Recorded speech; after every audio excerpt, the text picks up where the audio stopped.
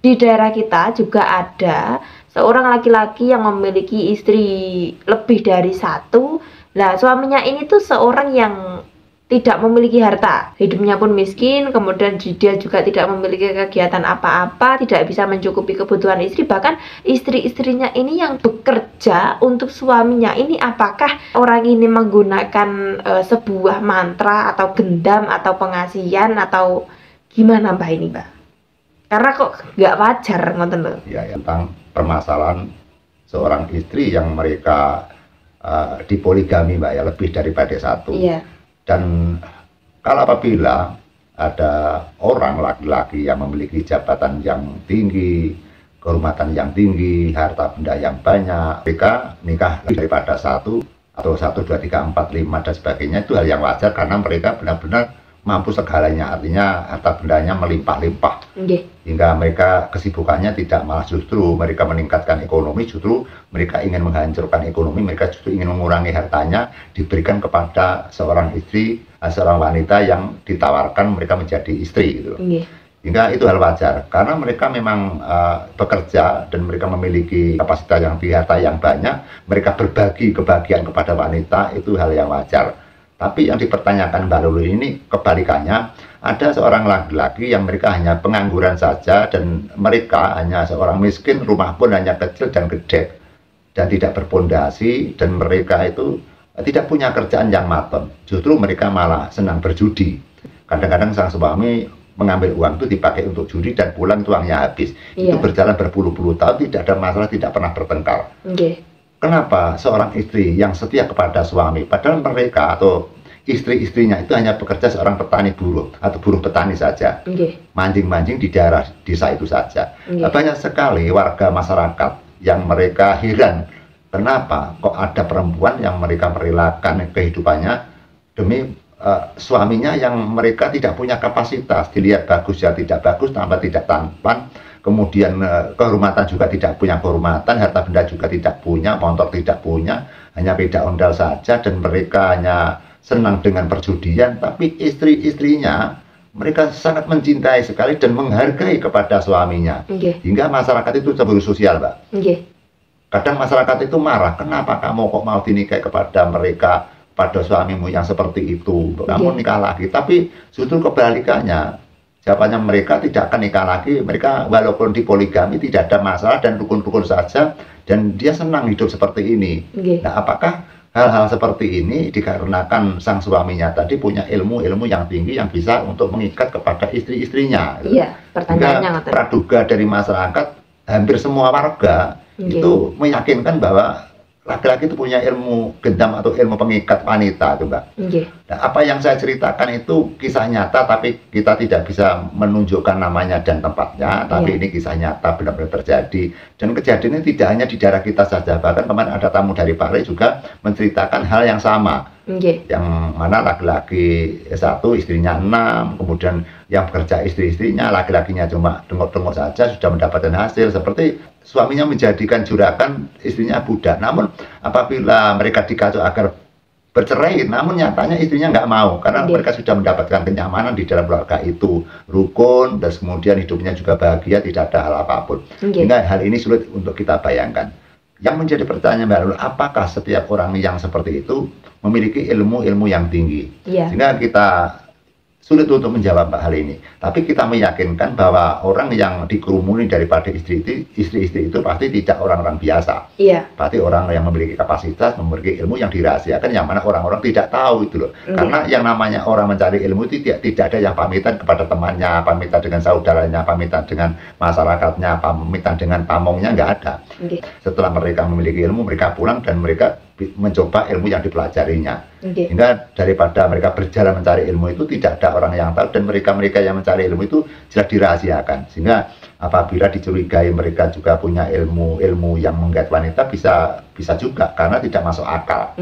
Tapi ya itu, kita juga berbalik kepada kodrat dan irodat. Mungkin walaupun mereka tidak punya ilmu juga bisa, Mbak, karena mereka memiliki aura yang positif sehingga mereka disenangi oleh wanita. Walaupun mereka tidak punya ilmu pun, namun juga ada kisah-kisah wanita-wanita yang ingin dipoligami.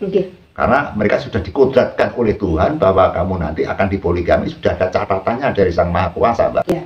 Hingga bisa terjadi mereka punya ilmu, juga bisa juga tidak punya ilmu. Karena yang namanya ilmu pengikat itu memang ada, Mbak. Tapi apakah bisa awet, Mbak?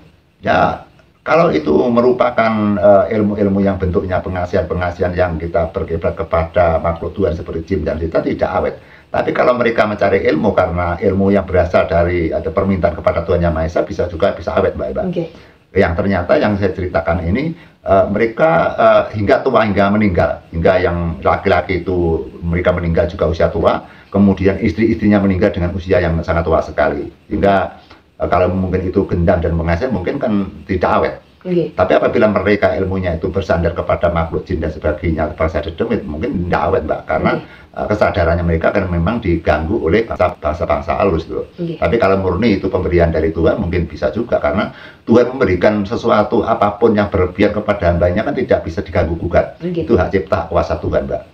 Ada kisah yang menyatakan bahwa ada suami dan istri bertengkar, terus kemudian sang istri menyatakan kalau kamu bisa mencari istri yang lebih cantik daripada saya, dan apabila bisa mencari besok silakan Anda saya nikahkan. Yang ternyata sang suami itu juga punya ilmu, dan sang suami itu langsung mengamalkan ilmunya. Yang ternyata besok pagi sudah ada perempuan yang menggandrungi dia, dan akhirnya sang pihak istri akhirnya sangat terkejut sekali. Ternyata ilmu suami saya itu benar-benar andal, karena tadi malam saya tantang, paginya sudah mendapatkan itu wanita yang sangat cantik sekali. Sehingga ilmu-ilmu hal seperti itu memang ada, dan ilmu-ilmu yang semacam itu pasti dirahasiakan. Tidak mungkin mereka memiliki ilmu dipamer-pamerkan orang, ditunjuk-tunjukkan orang.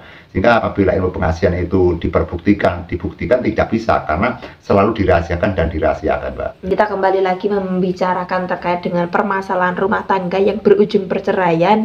Ini memang banyak faktor-faktor yang menjadi penyebabnya, seperti halnya perekonomian, pernikahan dini, kemudian maraknya media sosial, karena kita tahu seperti media TikTok, Facebook, dan lain sebagainya itu biasanya itu awal-awal kan mereka cuma hiburan, kemudian saling menanggapi sana sini bisa timbul rasa nyaman. Dan gimana caranya kita melerai agar tidak terjadi perceraian yang marak? Itu yang bisa melerai adalah kita sendiri, teman-teman. Jadi kita harus tahu, saya sudah memiliki keluarga, saya sudah memiliki suami atau istri, saya sudah memiliki anak. Jadi gimana caranya kita bisa menjaga rumah tangga ini agar tidak dirongrong oleh hal-hal yang tidak perlu. Karena yang namanya hidup ini kan pasti banyak cobaannya, cobaan dalam rumah tangga, cobaan dalam perekonomian, cobaan dalam masyarakat, dan lain sebagainya. Di samping itu, nenek moyang kita kan juga memiliki kiat-kiat atau doa-doa. Seperti halnya di video kami yang beberapa tahun yang lalu, mungkin Mbak Kendel sempat membahas gimana caranya kita membuat pasangan kita itu tetap gemati, seperti halnya setiap kita berdoa, kita doakan, kemudian gimana caranya kita bersikap. Karena yang namanya rumah tangga ini yang menjadi benteng pertahanan bukan hanya suami saja, bukan hanya istri saja, melainkan semuanya harus bisa menjaga. Jadi itu dari saya, Mbak Kendel. Sebelum kita tutup, mungkin ada yang ingin disampaikan lagi, Mbak? Kita tetap kembali kepada bersembah kepada Tuhan Yang Maha Esa, bersembah kepada Allah Subhanahu wa Ta'ala, karena dasar-dasar kita bersembah pada Tuhan, yakin pada Tuhan, bahwa kegiatan kita baik dan buruk pasti ada penilaiannya. Hingga kita bersenang-senang di dunia ini karena kita merasa mampu untuk yaitu menjalankan perbuatan yang kita membuat senang.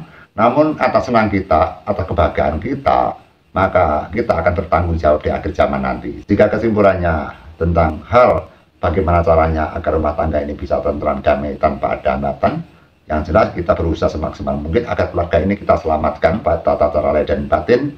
Namun di balik itu, apabila kita sudah mentok, kita pasrah kepada Tuhan, bahwa semua kehidupan ini dikendalikan oleh Tuhan, diskenario oleh Tuhan. Apa yang kita lakukan tetap atas kalah dengan kuasa-kuasa Tuhan. Namun sebelumnya kita berusaha semaksimal mungkin agar tujuan kita tetap damai. Intinya tetap kita mengandalkan tentang bersembah kepada Tuhan Yang Maha Esa atau Allah Subhanahu wa Ta'ala. Terima kasih. Cukup sekian teman-teman pembahasan kita pada malam hari ini. Semoga kita tetap berada dalam lindungan Tuhan atau Allah Subhanahu wa Ta'ala. Ada kurang lebihnya kami mohon maaf yang sebesar-besarnya. Wassalamualaikum warahmatullahi wabarakatuh. Waalaikumsalam warahmatullahi wabarakatuh. Sugeng ngerai ingkang nangge. Amin.